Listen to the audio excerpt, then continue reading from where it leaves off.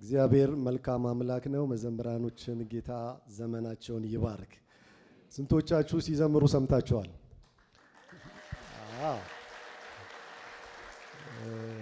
የአምልኮ መሪዎች ሲዘምሩ ስንቶቻችሁ ሰምታችኋል?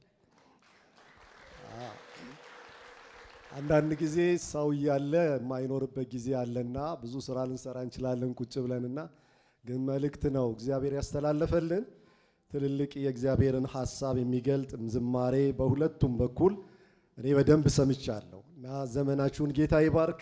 የጊዜውን መልእክት አያሳጣችሁ። ይሄ መልእክት ነው እና አንዳንድ ጊዜ ከሰባኪዎች መልእክት የመጨረሻውን ብለን እንጠብቅና እግዚአብሔር ደግሞ ስራውን ጨርሶ ሊሆን ይችላል በፕሮግራም መሪው፣ ስራውን ጨርሶ ሊሆን ይችላል በዘማሪዎቹ። ስለዚህ የልብ መዘጋጀት ካለ እግዚአብሔር በየትኛውም መንገድ ይናገራል። እኔ ወደ አገልግሎት ከመምጣቴ በፊት ብዙ ተጠይቄ በነበረበት ሰዓት ላይ ውሳኔ መስጠት አልቻልኩምና የመጨረሻውን ሰዓት አንድ ቤተክርስቲያን ፕሮግራም ተካፍዬ ስመለስ ግን ሰባኪውም ሰበከ። አሁን የሰበከውን መልእክት በነግራችሁ ሁላችሁም ከመቀመጫችሁ ልትነሱ ትችላላችሁ። ይህን መልእክት ላሰሙ ትችላላችሁ። እና እሱም ሰበከ ጨረሰና ፕሮግራም መሪ የመጨረሻውን ቃል ስጀምር የነበረውን መልእክት ላንብብላችሁና ጸሎታችንን አድርገን እንጨርሳለን አለና ለኔ እሱ መልእክት ሆኖ ምላሽ ሰጠው። እግዚአብሔር እንዴት ወደ እያንዳንዳችን እንደሚመጣ አናውቅም። ለመዳኛችን መንገድ ሊያደርገው ይችላል። ለመመለሻችን ምክንያት ሊያደርገው ይችላል። የተበታተኑ ነገሮቻችን የመሰብሰቢያ ምክንያት ሊያደርገው ይችላል። በእግዚአብሔር ቤት የሚነገሩት ነገሮች ሁሉ ከላይ ናቸው። ከመስተንግዶ ከሚያገለግሉን ጀምሮ እግዚአብሔር መልእክት አለው።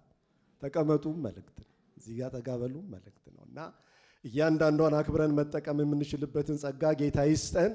እድሉን ስላገኘን ዛሬ አብረን እንድናመልክ የከበረውን የእግዚአብሔርን ቃል እንድንሰማ እግዚአብሔርን የተባረከውን ጊዜ ስለሰጠን ስሙ ብሩክ ይሁን። ቆመን ከጌታ ቃል ዛሬ የምንካፈለውን የመልእክቴን ሐሳብ አብረን እናነባለን።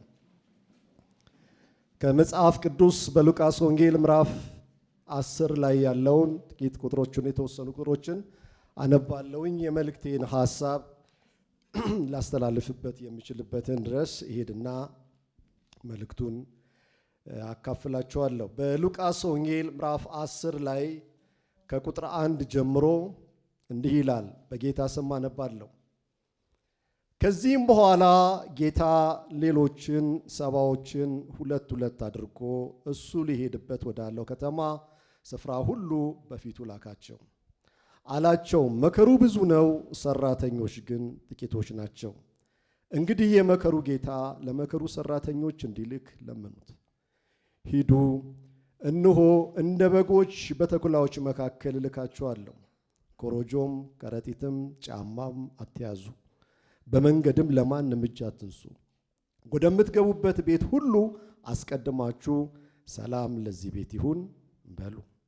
በዚያም የሰላም ልጅ ቢኖር ሰላማችሁን ያድርበታል፣ አለዚያ ይመልሳቸዋል። በዚያም ቤት ከነሱ ዘንድ ካለው እየበላችሁና እየጠጣችሁ ተቀመጡ። ለሰራተኛ ደሞዙ ይገባዋልና ከቤት ወደ ቤት አትተላለፉ። ወደምትገቡበት ከተማ ሁሉ ቢቀበላችሁ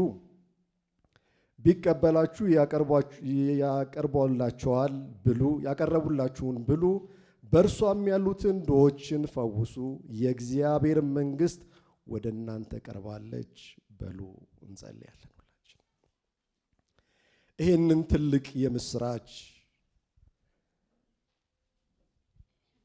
ትልቁ የሰራዊት ጌታ እግዚአብሔር ልቡ የቀናበትና የሚጮህበትን የልቡን ሐሳብ እንዲናገሩለት እግዚአብሔር ሰዎችን መርጦ ሲልክ እናያለን። ዛሬ እድል የተሰጠን በዚህ ጠዋት ለኔና ለናንተ የተባረከውን ቀን የሰጠን እግዚአብሔር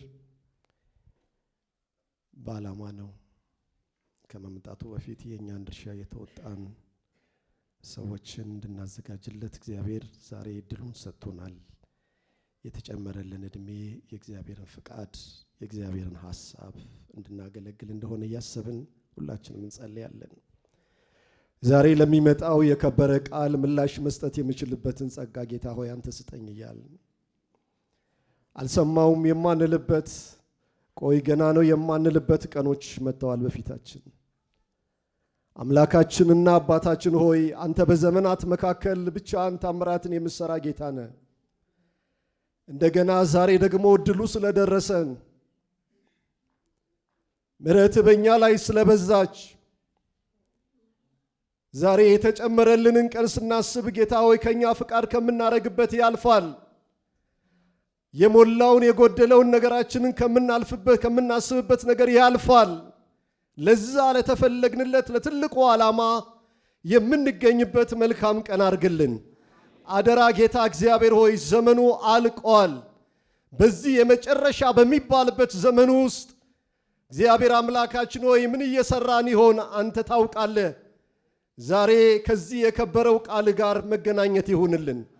በዚህ የትንቢት ቃል ውስጥ ጌታ ሆይ የተፈጸመው መልካም ነገር ሁሉ በጌታ በኢየሱስ ስም ያግኘን። እግዚአብሔር ሆይ ሄደው የሰሩ ታላላቅ ታምራቶች ዛሬም በዚህ ጉባኤ ያግኘን። እግዚአብሔር ሆይ አንተ ትልቅ አባት ነህ።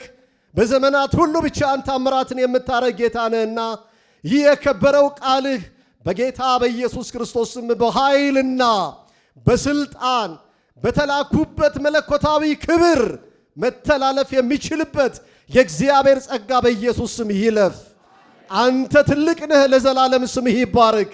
ቃልህን ሊናገሩ በሄዱ ጊዜ ለብዙዎች መፍትሄ እንደሆኑ የሚገለጠው ይህ የምስጢር ቃል የትንቢት ቃል በዚህ ጉባኤ ላሉት ሁሉ ጌታ እግዚአብሔር ሆይ ለየትኛውም ለታሰሩበት ነገር፣ ገደብ ለተደረጉበት ነገር፣ አታልፉም ለተባሉበት ነገር እግዚአብሔር ሆይ የተስፋ ድምፅ ካጡበት ነገር የሚያወጣ የትንቢት ቃል አሜን ይሁንልን። ካለንበት ነገር የሚያወጣ ወደ ፍቃድ የሚያስጠጋ አንተ ካልከው ሐሳብ ጋር የሚያስጨክን ካልክ ይሁን የሚያሰኝ ዛሬ ከድምፅ ጋር ቃል ኪዳን የምንገባበት ከራሳችን አጀንዳ የምንወጣበት ፍቃዳችንን ለፍቃድህ ሐሳባችንን ለሐሳብህ እርምጃችንን ለእርምጃ ሶፓግሌስ የምንሰጥበት ይህ የመታሰቢያ ቀን ይሁንልን። አንተ ስትከብር ከዚህ የሚበልጥ ደስታ ስለሌለ፣ አንተ ስትገኝ ከዚህ የሚበልጥ ኃይል ስለሌለ ይህንን ስፍራ በባለቤትነት አንተ ምራው። አንተ ያዘው። የቤቱ ባለቤት ትልቁ እግዚአብሔር ያው ላንተ ይህንን ጊዜ አደራ አሳልፈን ሰጠን። ሊሰማ ሊደመጥ ልንታዘዘው ልንኖርለት የተገባውን ቃል እግዚአብሔር ሆይ ከልባችን ሊነጥቅ የሚወጣ የትኛውም ዘንዶ በስምህ ስልጣን ጉልበቱም ኃይሉም ማላውም የፈረሰ ይሁን። አንተ ብቻ በክብር ተገለጥ። እጅ በታምራት በኢየሱስም ይንቀሳቀስ። ዛሬ እንኳን እድል አግኝተው ወደዚህ ቦታ ለመጡ ሰዎች የሚሰሙት የትንቢት ቃል ሰምቼ መጣው እንዳይሉ ወደ ውሳኔ እንዲያስመጣቸው ከጠላት አጀንዳ የሚፈቱበት ከሞት ኃይል የሚፈቱበት አድራሻ የሚቀይሩበት አሜን ይሁንላቸው። አደራ አሜን ይሁንላቸው። በተቀመጡበት ወንበር ላይ የጠላት ጉልበት ላይ በረታባቸው ኃይል ግን በስልጣን እንዲያሸንፋቸው በኢየሱስ ስም ጸልያለሁ። ጌታ ሆይ እጅ ትነሳ። የሞት ዛቻን አታልፉም ብሎ በዛሬ ቀን ላይ እንኳን ጨለማ ስሎ ያወጣባቸው የጨለማው ጉልበት ዛሬን በደስታ እንዳያዩት፣ ዛሬን በምስጋና እንዳይቀበሉት ልባቸውን በሐዘን የሞላ አይፈቀድልም። ቤት የእግዚአብሔር ቤት ነው። የመጽናኛ ቤት ነው። የደስታ ቤት ነው። የሐሴት ቤት ነው። ወይ ያንተ እድል ፋንታ በእግዚአብሔር ርስት ላይ ስለሌለ ከዚህ ሰዓት ጀምሮ ልባቸውን፣ ሐሳባቸውን፣ አይምሮአቸውን በኢየሱስ ስም ልቀቅ። ይህ ጉባኤ የከበረ ጉባኤ ነው። በደሙ የተዋጀ ታላቅ ጉባኤ ነው። ጌታ ሆይ አንተ ልትልቅ እኛ ልናንስ፣ የልብ ፍቃድና ሐሳብ በዚህ ይገለጥ። ሁሉን ለምትችል አንተ ክብር ይሁንልህ በኢየሱስ ክርስቶስ ታላቅ ስም አሜን።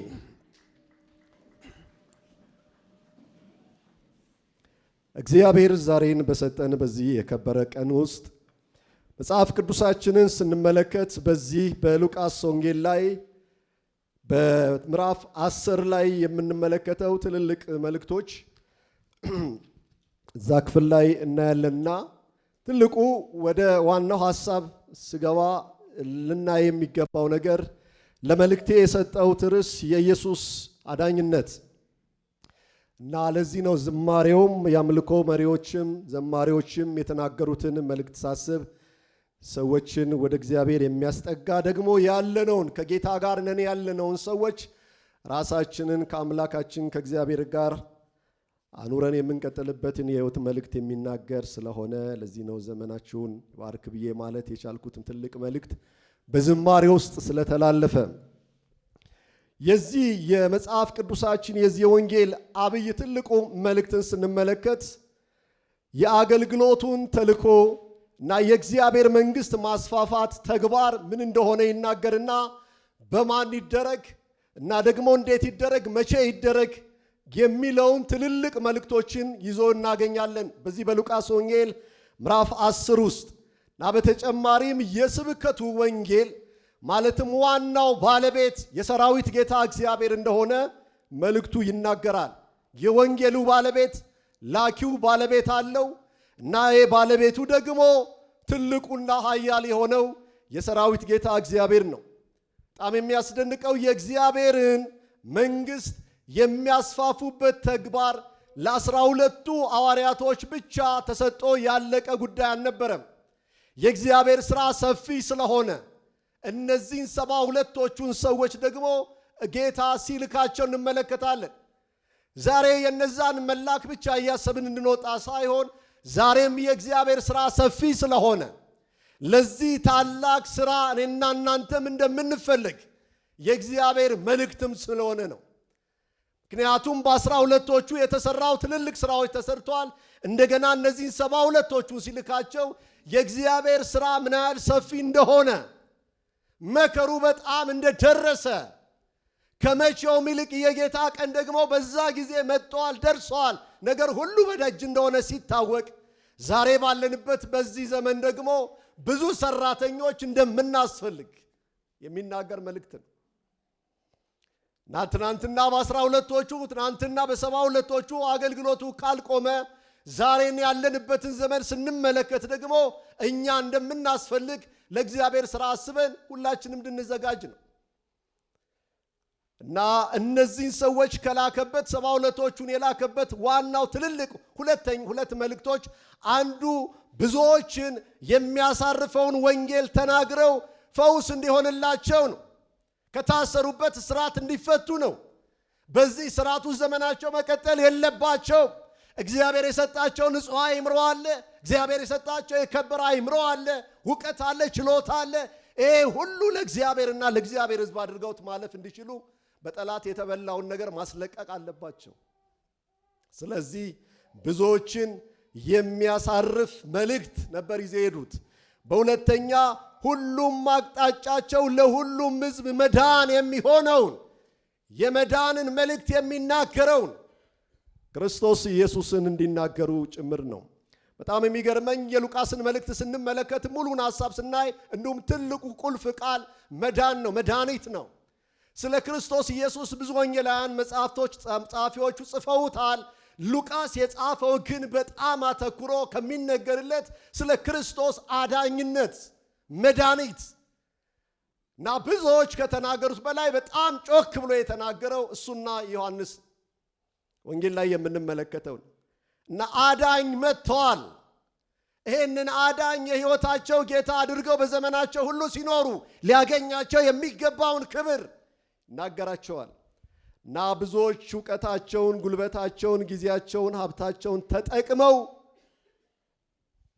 እንዲያፋጥኑት የተደረገ ወይንም እየተደረገ ያለው የእግዚአብሔርም ጩኸት ሀብታቸውን፣ ዕውቀታቸውን፣ ጉልበታቸውን ይሄ ቀረኝ ሳይሉ አሟጠው ሊጠቀሙበት የተገባው ዋናና ዋና ባደራው መልእክት ላይ እንዲሆን ነው። አሜን። ስንቶች ፈቃደኞች ናችሁ? ያለንን አሟጠን ዕውቀታችን ነው፣ ጉልበታችን ነው፣ ገንዘባችን ነው፣ ሀብታችን ነው ምን ይሆን በኋላ ያልነው ለወንጌል የማይሆን ብለን የራሳችን እያደረግነው ያለው ነገር ግን ዛሬ መልእክት አለኝ። ዕውቀታችሁም ቢሆን ጉልበታችሁም ሀብታችሁም ጊዜያችሁም አዋጅ አዋጅ አዋጅ ለዚህ የከበረው የመንግስት ወንጌል ነው። ለሱ ያልሆነ ምንም ስለማይጠቅም እና የሚነግራቸው ይሄ ነው። እንዲያስጨርሱ ያላችሁን ነገር ሁሉ ባደራው መልእክት ላይ አርጉት አላቸው። እና የዚህ ሁሉ ተግባር ዋናው ባለቤት መሪው እግዚአብሔር አምላክ ነው። እና ኢየሱስ ከዚህ በፊት 12ቶቹን እንደላከ ሁሉ 72ቶቹን ሲልካቸው ለምንድን ነው የላካቸው? ለምንድን ነው ሁለት ሁለት አድርጎ የላካቸው? እና የተላኩበት ተልእኮ ምን ነበር ብለን ስንመለከት አንደኛው የእግዚአብሔርን መንግስት ቀርባለች እያሉ ለማስተማር እና ቅድም እንዳልኳችሁ እንዲፈውሱ ነው። ከታሰሩበት እስራት እንዲፈቱ ነው። ይሄ የመንግስት ወንጌል ሰዎችን ከእግዚአብሔር ጋር የሚያስታርቀው ተነግሮ ሰዎች ከስራታቸው መፈታት አለባቸው። አሜን አለባቸው። ስለዚህ የተላኩበት ትልቁ መልእክት ይሄ ነው ይዘውት የሚሉት። በሁለተኛ ሊያደርጉት የተገባው እያስተማሩ እየፈወሱ ህዝቡን ለጌታ ጊዜ ማዘጋጀት ነው። የሚመጣ ሙሽራ አለ ተዘጋጁ ለማለት ነው። ደስታ ከነበሩበት ነገር ወጥተው አማኝ ሆነው ዘማሪ ሆነው ሰባኪ ሆነው ዘመናቸውን እያደነቁ እንዲኖሩ ብቻ ሳይሆን በዚህ ህይወት ውስጥ ግን የሚጠበቅ ነገር አለ። እያገለገሉ የሚጠብቁት ኑሮን እየኖሩ የሚጠብቁት ነገር አለ። አማኞች የእግዚአብሔር ሰዎች ዛሬ መልእክት አለኝ። በየትኛው ሁኔታና አገልግሎት ልክ ውስጥ ሆኑ፣ ዛሬ ግን የሚጠበቅ ነገር አለ። እስኪ በሉ የሚጠበቅ ነገር አለ። እኛ ለቤታችን ከምንጠብቀው፣ ለግል ህይወታችን ከምንጠብቀው፣ ለልጆቻችን ከምንጠብቀው፣ ለሀገር ለዓለም ከምንጠብቀው ነገር በላይ የሚጠበቅ ሙሽራ አለ። ሃሌሉያ! የሚጠበቅ የክብር ንጉሥ አለ። ዝርግፍ ጌጣችሁን ልበሱ። የሚመጣ ሙሽራ በደጅ አለ እና መልእክታችሁን እንዳትረሱ አላችሁ። የእግዚአብሔር መንግስት ቀርባለች እያላችሁ እያስተማራችሁ ከስራታቸው ሲፈቱ ልትረሱት የማይገባ ነገር አለ። ምን? ተዘጋጁ በሏቸው። እያደነቁ እዛው እንዳይቆዩ፣ እግዚአብሔር ዘመን ሰጠን እያሉ እንደዛው እንዳይሆኑ እና ወገኖቼ ሁል ጊዜ ልናስበው የሚገባው እግዚአብሔር ሁል ጊዜ ለቤቱ ሰራተኛ አለው። አሜን። ከዛ አንዱን እኛን ያርገን። በዚህ ዘመን እግዚአብሔር ያርገን። እንግዲህ ወንጌልን ስናጠና ብዙዎች የሚከተሉት እንዳሉ ሁሉ የእግዚአብሔርን ቃል ስናይ ከመከተልም የተመለሱ አሉ። በዮሐንስ ወንጌል ምዕራፍ 6 ላይ እንደምናየው ከበሉ ከጠጡ በኋላ ያ ምስጋናው ከበዛላቸው በኋላ የተመለሱ አሉ። እና እዚህ ጋር ነው እንደ መከተላችሁ፣ እዚህ ጋር ነው ፕሮግራማችሁ፣ እዚህ ጋር ነው ከኢየሱስ ጋር አብረን እንሄዳለን ያላችሁ።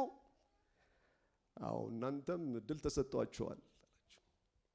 እኛስ ካንተ ወዴት በሉልኝ እስኪ እንሄዳለን። አንተ ምን አለህ አሉት። አዎ ዘላለም የሆነ ነገር አለክ። ዘላለምን የሚያሳይ ነገር አለክ። ለዘላለም የማንታጣበት መልእክት አንተ ጋር አለ። ካንተ ወዴት እንሄዳለን? የሚበላውም ያልፋል፣ የሚጠጣውም ያልፋል፣ ኑሮም ያልፋል። ካንተ ከትንሣኤው ጌታ ወዴት እንሄዳለን? ምን ክብር አለን? ምን ሕይወት አለን? ምን ደስታ አለን? ምን ከፍታ አለን? ምን መጠሪያ ስም አለን? ካንተ ወዴት እንሄዳለን? አንተ እኮ ከሚበላው ታልፋለህ። አንተ የሕይወት እንጀራ ነህ። አንተ እንጀራችን ነህ፣ ሕይወታችን ነህ፣ ሰላማችን ነህ፣ ደስታችን ነህ፣ ታሪካችን ነህ። በነበርንበት ብንቀጥል ኑሮ የላችሁም የሚባል ሰዎች እኮ ነበርን ሳይሉ አይቀርም።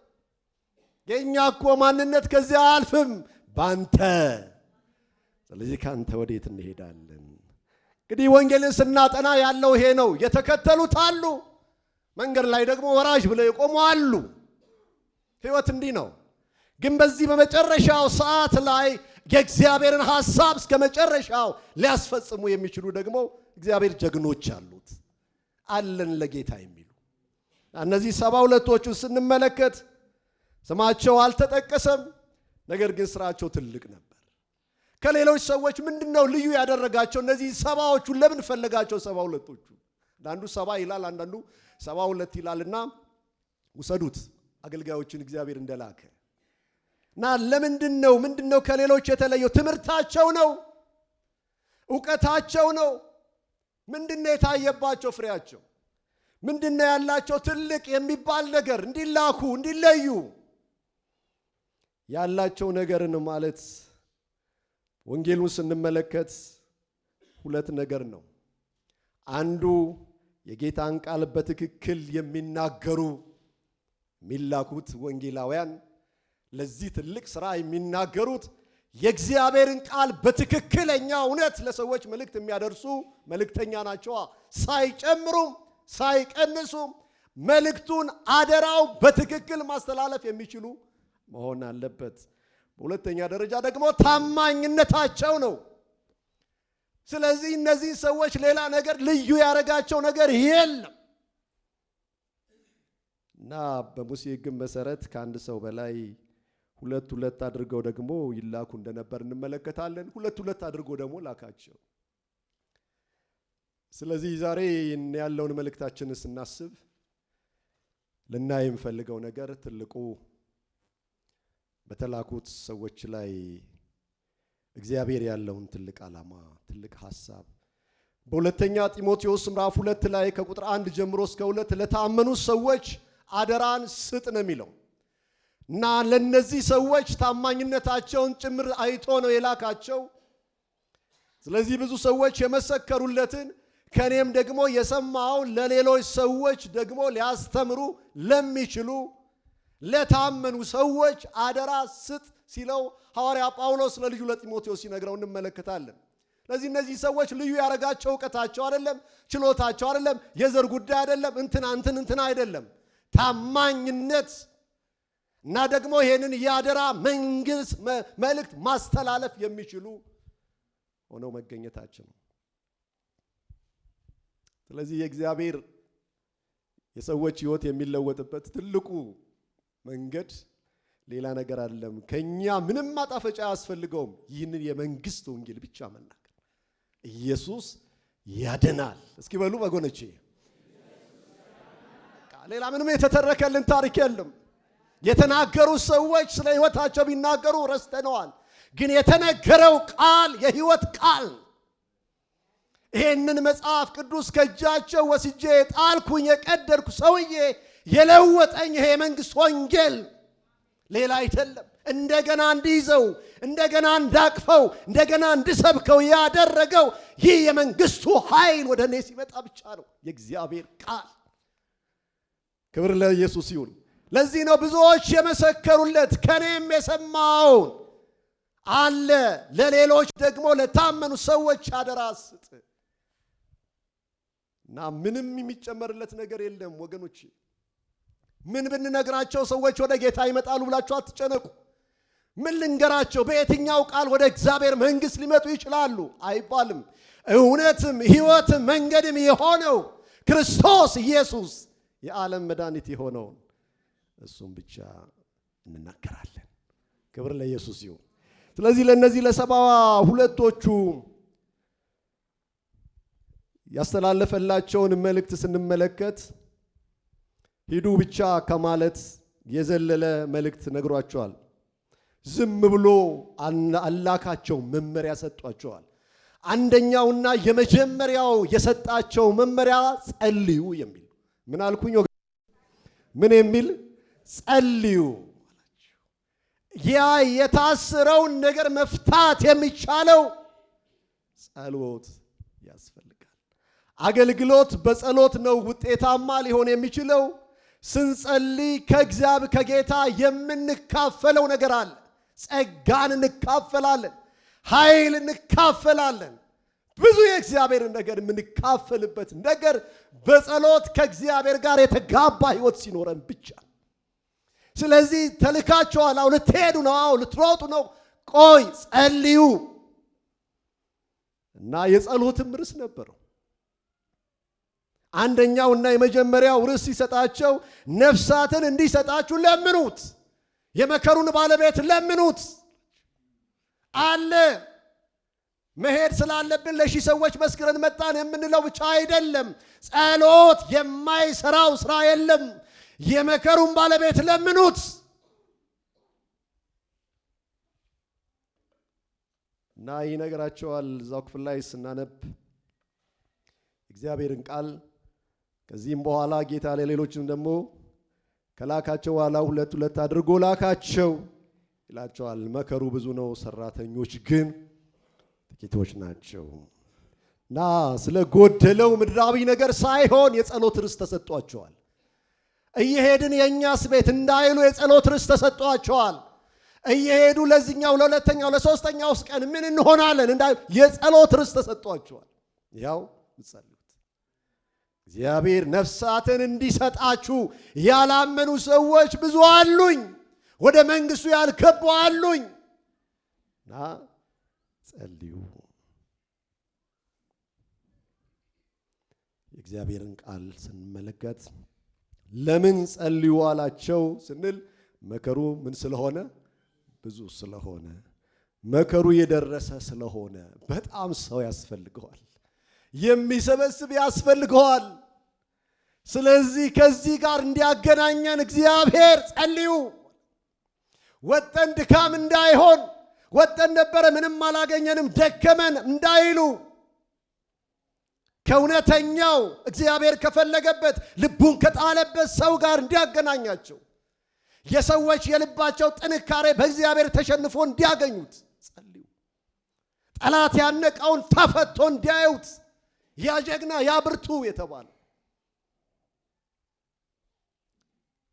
እና ከዛ ከመጀመሪያው ጊዜ በኋላ የሰፈራችን ልጅ መስክራልኝ መጽሐፍ ቅዱሱን ከእጇ ጥዬ ከሄድኩ በኋላ ከብዙ ወሮች በኋላ እዚቹ ቤተ ክርስቲያን ነው መጥቼ ቁጭ ብዬ በሰማሁት ድምፅ የተሸነፍኩት። እሱ ብቻውን በቂ ነው። ከዛ በትናንትናው መስሏቸው ሁሉም ሰዎች ሰፈር በዛ ማንነት ውስጥ መስያቸው ሊያወሩኝም ሊጠጉኝም አልቻሉም። አንዷ ብቻ ናት አሸንፋ የመጣች ወይንሸት፣ እዚህ ካለች ወይንሸት ማሞ እሷ ናት። ኢየሱስ እንደሚያድናወከው ብላ እንደተሸነፍኩ አውቃ መጣች እና ወንጌል ያሸንፋል።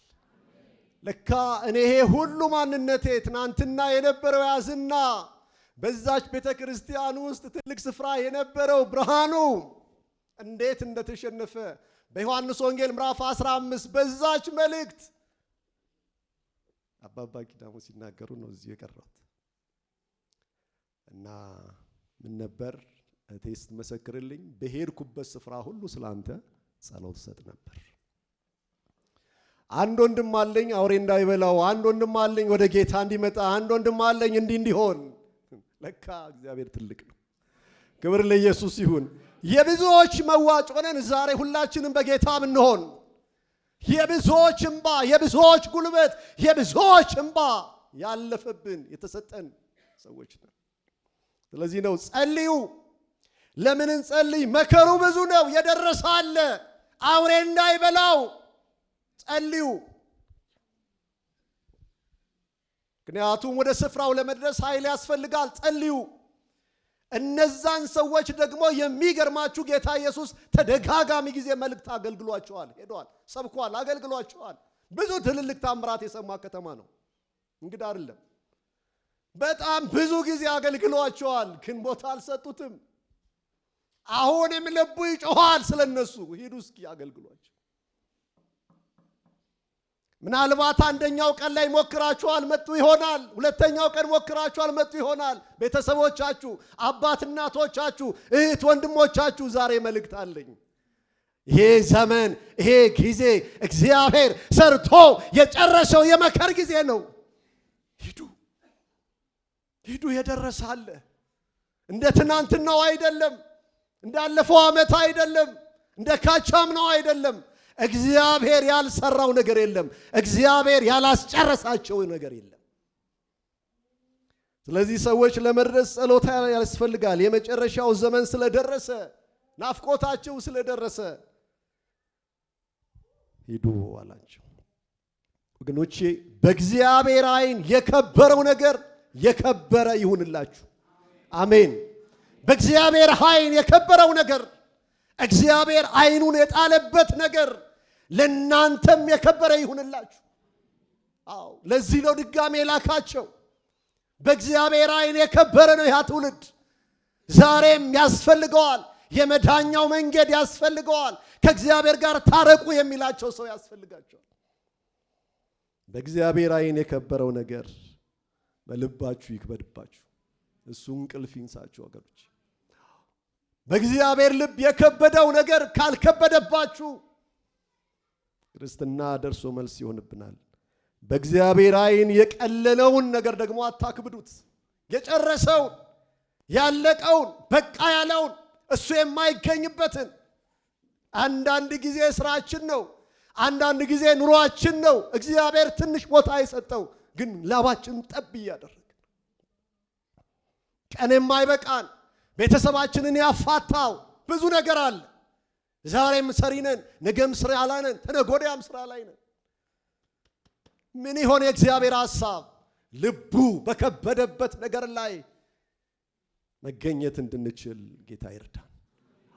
የብዙዎቻችን ስራ ነው፣ የብዙዎቻችን ኑሮ ነው፣ የብዙዎቻችን ነገር ዕውቀት ነው። ጥሩ ነው። ነገር ግን የእግዚአብሔር ልብ የወደቀበትን ነገር አውቆ መንቀሳቀስ ደግሞ ትልቅ ማስተዋል። ሐሙስ ዕለት ነው ዓርብ ዕለት ሮብ ዕለት አንድ ሰው በሆነ መንገድ ተገናኝተን ምስክርነት ይሰጠኝ ነበር እና ወንድምየው በጣም የመጨረሻ ሀብታም የሚባል ሰው ነበር እና ያ ሀብታም ሰው ጥሩ ኑሮ አለው፣ ጥሩ ስራ አለው፣ ጥሩ ድርጅት አለው። ለጓደኞቹ ለወንድሞቹ ሁሉ ያላደረገው ነገር የለም እና አሁን ያለበት ቤት አላስደስተው። ውጭ ይሄዳል ይመጣል እና ውጭ አንድ ጥሩ ቤት አየና እሱም ቤት ለመስራት ፕላኑን ሁሉ ጨርሶ እና በሲዲ ቀርጾ ለባለሙያዎቹ እዚህ ላሉት አሳይቶ ሊሰራ ተጀመረ እና ራሱ ሰውየው ለወንድምየው እንዲህ አለው፣ አንዳንድ ጊዜ እኮ ቤት እንደናፈቅ ነው አንገባበትም አለው። አንተ ለምን እንደዚህ ስላለህ አልኩታል። ወንድምየው ነው የሚያወራኝ። ለምንድን ነው እንደዚህ የምታወራው? ጥሩ ነገር አትናገር ይባላል ነው እኮ ያልኩት። አንዳንድ ጊዜ ሳይንጨርስም ደግሞ ማለፍ አለ፣ ወይንም ጨርሰ ነው ደግሞ ሳንገባበትም መሞት አለ አለና ደገመዋል። ተው እንጂ ወንድሜ ያልኩት እውነት ነው። እንትኑ እየተሰራ እያለ በራሱ መኪና ራሱ ሞተ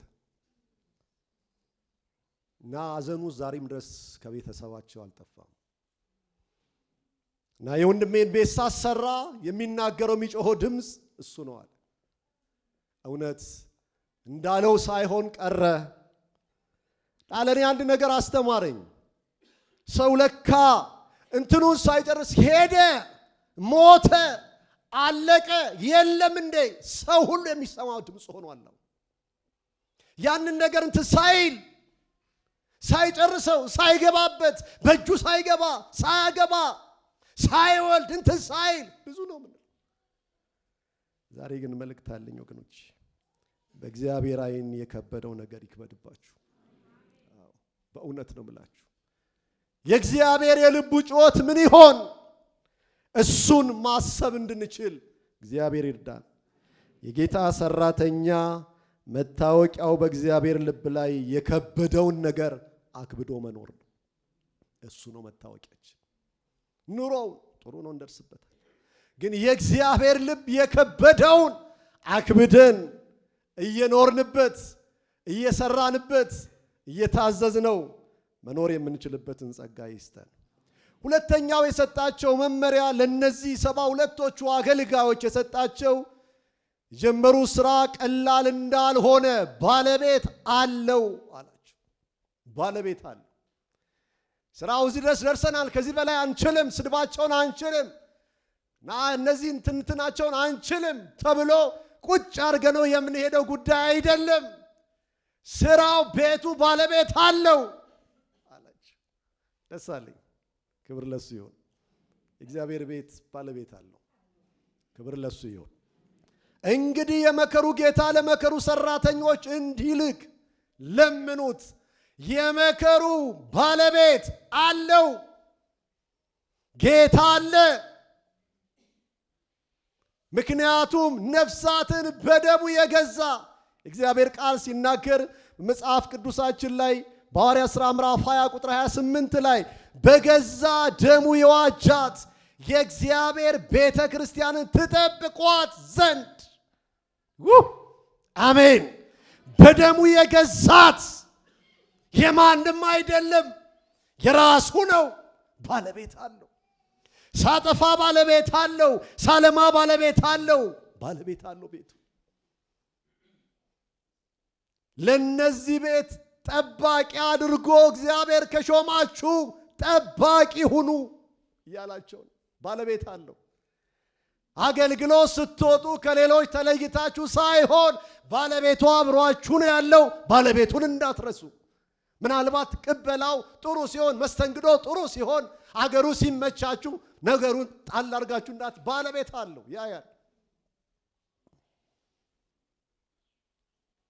ሲበላሽም ያያል፣ ሲያምርም ያያል። ስለዚህ የእግዚአብሔር ቤት ባለቤት አለው እና ይሄ የሰጣቸው መመሪያ ነው። ቆይ መለሳለሁ ደርሳለሁ ብላችሁ የምትሉት አይደለም። ሶስተኛው የሰጣቸው መመሪያ የሚናገረው ነገር በሕይወታችሁ ችግርና መከራ እንደሚገጥማችሁ አውቃችሁ ሂዱ። ሁሉ ሰላም አይደለም አላችሁ። ሂዱ፣ እንሆ እንደ በጎች በተኩላዎች መካከል ልካቸዋለሁ አላቸው። እና ደግ ደግ ነገር አይደለም ያላቸው፣ የምልካችሁ በተኩላዎች መካከል ነው። እኛ ደግሞ ወንጌልን ለሰዎች ስንናገር ይሳካልሃል፣ ይቀናልሃል፣ ስራ ታገኛለህ፣ እንዲትሆናል የማይለውን የሚናገረውን እውነት ነግረናቸው መምጣት ይሻላቸዋል። ምክንያቱም ነገር ሲቀምሱት እንደዚህ አይደለም የሰማሁት እንዳይሉ እና ስትነግረኝ የቴወይንሸት ወደ ጌታ ስመጣ ስትነግረኝ ያውልህ የትምህርት ተምረህ ስትጠመቅ የመጀመሪያ ዱላም ሊያልፍብህ ይችላል፣ ማንም ጎሽ ላይልህ ይችላል አለች። እውነት ነው። ተጠምቄ ልክ እንደገባው አባቴ ልጆች ሲቀጣ ደረሱና ለኔ ደረሰኝ። በዚህ ጣልቃ ስገባ ወደ ጌታ ከመጣ በኋላ ነው ራሱ የመሰከረው። ቀጠና 2 ሙሉ ወንጌል ከ20 ዓመት በኋላ ወንጌልን ሰምቶ እኛ ላይ ማህተም ካስቀመጠ በኋላ እሱ አረሳው እና የምንሰብከው ወንጌል እውነት ነው፣ ደስታ አለው። አሜን። እውነት ነው፣ ሰላም አለው። እውነት ነው፣ ረፍት አለው። እውነት ነው፣ የመጽናኛ መልእክት ነው። አሜን። ከዚህ ከከበረው ጌታ ጋር የሚያስታርቅ ነው። ነገር ግን መስቀልም አለው። ዓለም ልትቀበለን ስለማትችል እንደ ትናንትናው እጅ ለእጅ ተያይዘን መሄድ ስለማንችል የምንፋታው ብዙ ነገር ስላለ ብዙ ነገር አለ። ባልንጀራም ጓደኛም ቤተሰብም ከብዙ ጋር ትፋታላችሁ። ዓለም አትቀበልም እንኳን እኛን የከበረውን ጌታን ባለ ውለታዋን ኢየሱስን ውጣልኝ ብላለች። ሊቀበሉት አልቻሉም። ጌታ ሲጠራ ይሳካልሃል ብሎ አልጠራንም። ያ ነገር ይሆንልሃል ብሎ አልጠራንም። የፈለከውን ነገር ታገኛለህ ተብለን አልተጠራንም።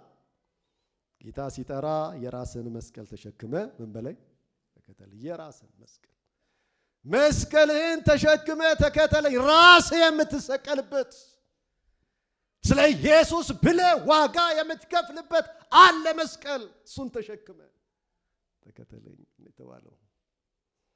ቤት የለህም፣ ቤት ይሰጥሃል አላልተባልንም። ስራ የለህም፣ ትዳር የለህም፣ እንትን የለህም፣ ይሰጣል። አንተ ብቻ መን እንጂ አልተባል። መስቀልህን ተሸክመ ስለ ኢየሱስ ሊከፈል የሚገባው ለመክፈል። ሃሌሉያ!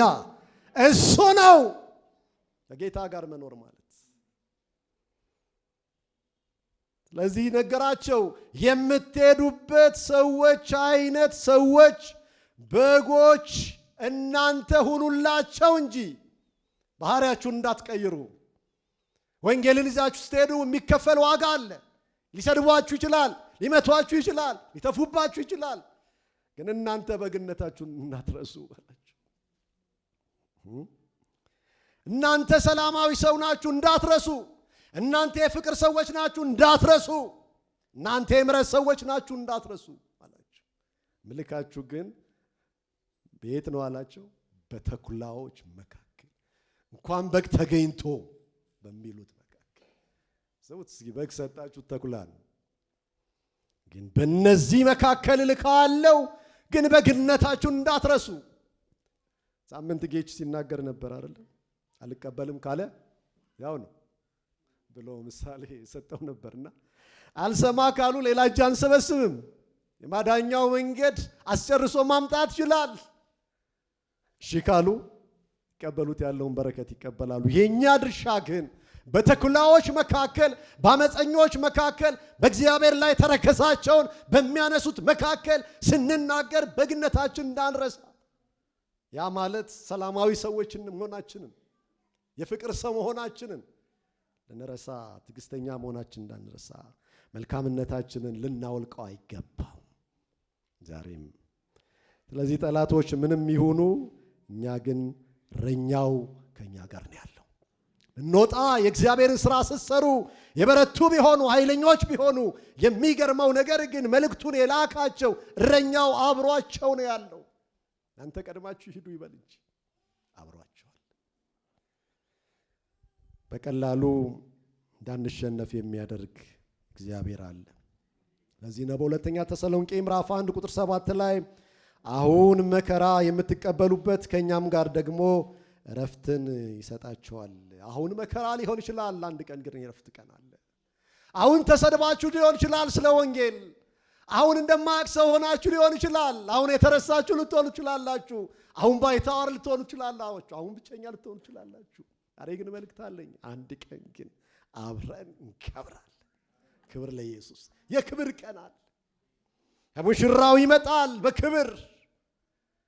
የምንጠብቀው የምናመልከው ለዘላለም እንገዛላለን ያልነው ጌታ ዛሬም ይመጣል።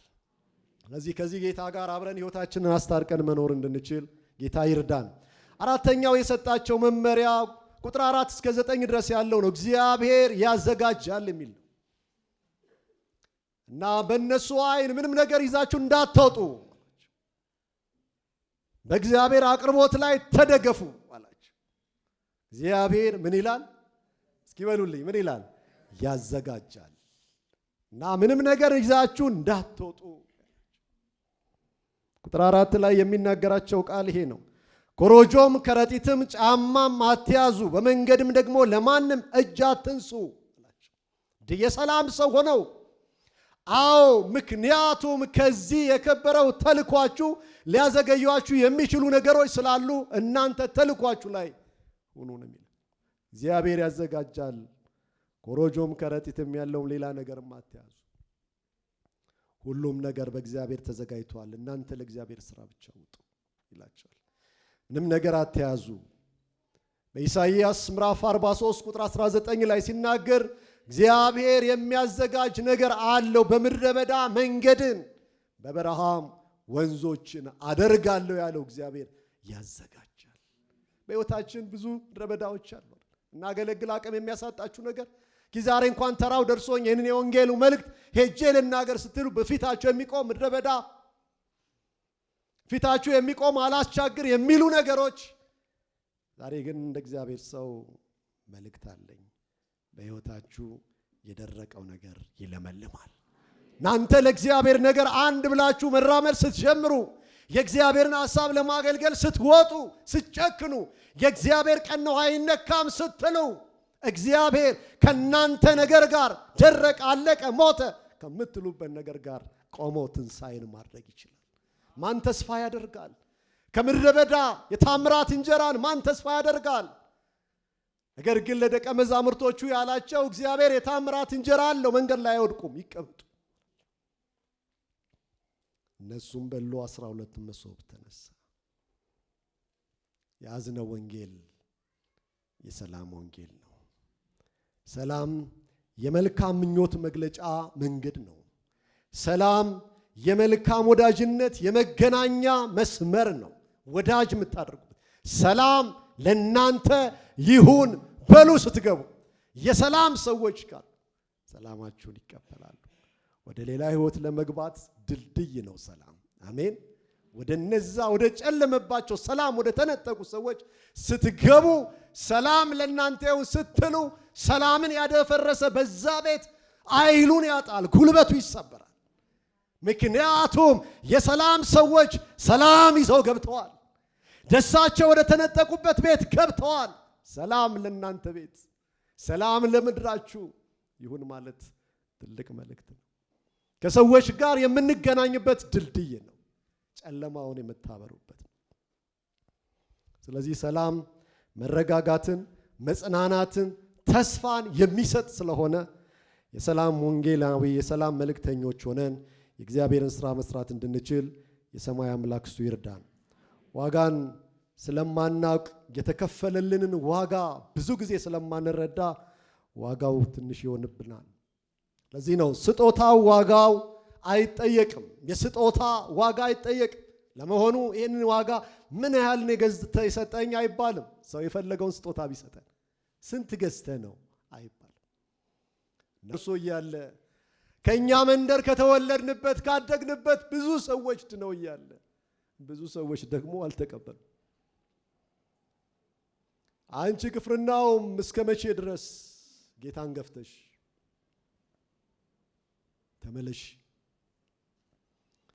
ተመለሺ ይላታል። በሉቃስ ወንጌል ምዕራፍ 4:31 ላይ ይናገራታል። አስተምሮበታል፣ ሰብኮበታል፣ አገልግሎበታል። ይችን ከተማ እስከ ሰማይ ከፍታ አለሽ፣ ይበቃኛል እያልሽ ነው፣ ግን እነግርሻለሁ መልእክት፣ ወደ ሲኦል ግን ትወርጃለሽ። ለዚህ የከበረ ቃል ምላሽ መስጠት ካልቻልሽ ወገኖቼ፣ ዛሬ ምናልባት በዚህ ጉባኤ በአጋጣሚም ይሁን በሰዎች የመጣችሁ ካላችሁ ባካችሁ ይህን ክብር ንጉሥ አስገቡ።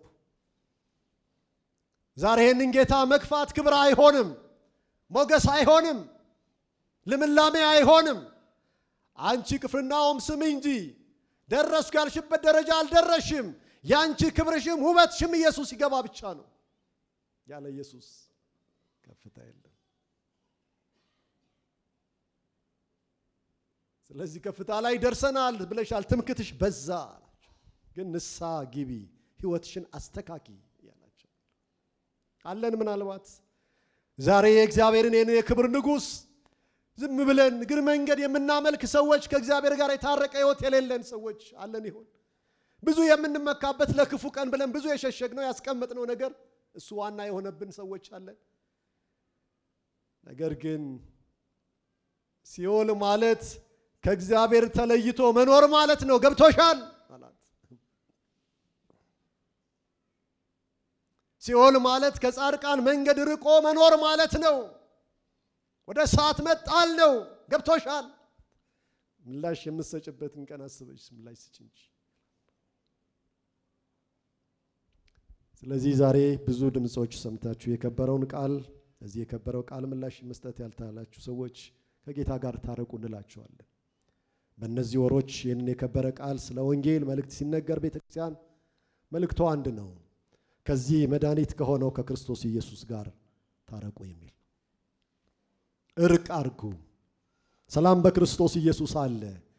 ደግሞ ታርቀን ሕይወታችንን በጌታ ቃል እየመራን ላለን ሰዎች ደግሞ ያደራ መልእክት እንደ 72ቶቹ አገልጋዮች ተሰጥቶናል። ይሄንን መልእክት ልናካፍል፣ ልንሰጥ፣ ልናደርስ ቀኑ አልቋል። ቀጠናው የማይሰጥበት መከሩ በጣም ደርሷል። ያለቀ የበሰለ የደረሰ ደረጃ ላይ ነው ያለው።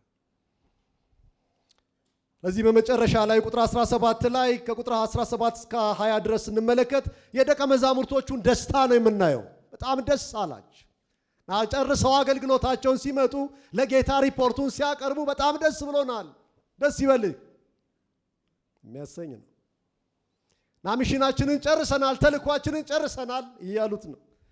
ከሄዱ በኋላ ሄደው አገልግሎታቸውን ጨርሰው ሲመጡ በጣም የሚደንቅ ነገር ነው እኮ ጌታው የሆነው። አጋንንት እኮ በስምህ ታዘዙልን ነው ነገሩት።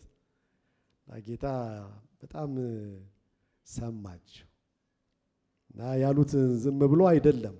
በዛን ጊዜም በዛም ዘመን ትልልቅ አገልጋዮች የሚባሉት አጋንንት ማውጣት አልቻሉም።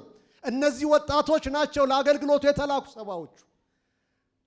ሆነላቸው እግዚአብሔር ላደረገው። ግን የሚደንቀው ነገር የጌታ ተልኮ በሉ ሂዱና ንገሩ ነው እንጂ ያላቸው አጋንንትም ታወጣላችሁ፣ ሰዎችን ትፈውሳላችሁ የሚለውን ምስጢር በሱ ጋር ነው ያለው።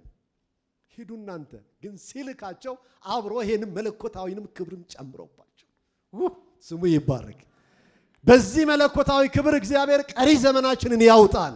ከዚህ የትንቢት ቃል ጋር ሰዎች ስናገናኝ ከስራታቸው ጋር ነገን ላይ ቀጥሉ። የጀመሩትን ምዕራፍ መጨረስ የሚችሉበት ከስራታቸው የሚፈቱበት ኃይል እግዚአብሔር ይስጠን እና ነገሩት። የሆነው ነገር አየ። በዛ ውስጥ እኮ የሚገርመው ነገር ብዙ ነገር ደርሶባቸዋል። አልነገሩትም። ተገርፈናል እኮ ተሰደናል እኮ ርቦንም ነበር እኮ አላሉ። ይደርሳል። ምክንያቱም የሰው ቤት ጠብቀው ነው የሚበላው። ሰላም ያላችሁ ጋር ግቡና ያጎረሳችሁን ጎርሳችሁ ቀጥላችሁ ወደሚቀጥለው ስራ ሄዱ እያላችሁ። ይሁን እንጂ እሱ አይደለም ያስደነቃቸው፣ ተልኳቸው መፈጸማቸው ነው። አሜን። እሱ ነው ያስደሰታቸው።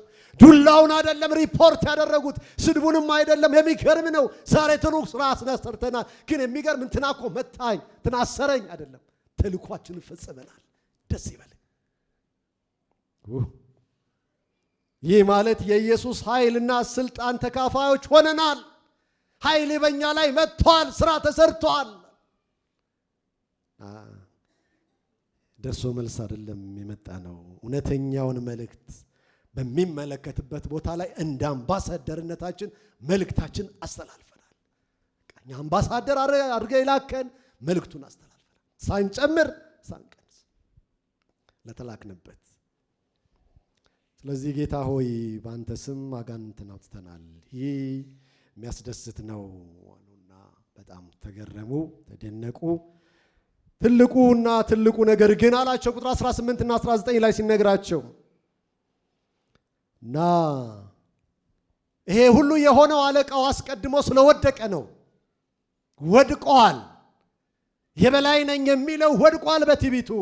ስለዚህ ነው እናንተ ሄዳችሁ ያገኛችሁት የተሸነፈውን አገልግላችኋል፣ ከሰዎች ሕይወት አውጥታችኋል። ልክ ነው እና ዛሬም እግዚአብሔር የበረታ የሚመስለውን ጥሎታል። እኛ እንውጣ እንጂ እኛ የእግዚአብሔርን ስራ ለመስራት እንጨክን እንጂ እግዚአብሔር ስራውን ሁሉ ጨርሷል።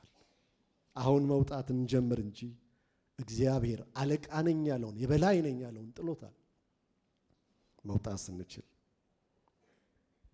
ምክንያቱም ሰይጣን ከሰማይ እንደ መብረቅ ሲወርቅ አየው። ስለዚህ ቅጽበታዊ በሆነ መንገድ እግዚአብሔር ስራውን ጨርሷል። ባለቀው ነገር ላይ ሆናችሁ የእግዚአብሔርን ስራ እንድትሰሩ እግዚአብሔር ዛሬ ጥሪ ያደርግልናል። በኢሳይያስ 14:12 ላይ ሰይጣን በብሉይ ኪዳን ለነበረበት ዘመን የሰዎችን የበላይ ነኝ ብሎ የሚቀጥልበት አቅም ጉልበትም የለም፣ ተሸንፈዋል በክርስቶስ ኢየሱስ። ስለዚህ ወጥተን የእግዚአብሔርን ስራ መስራት የምንችልበት ለሁላችንም እግዚአብሔር ጸጋንና ኃይልን ይስጠን። ዛሬ መልካም የምስራች ቀን ነው። እንጸልያለን።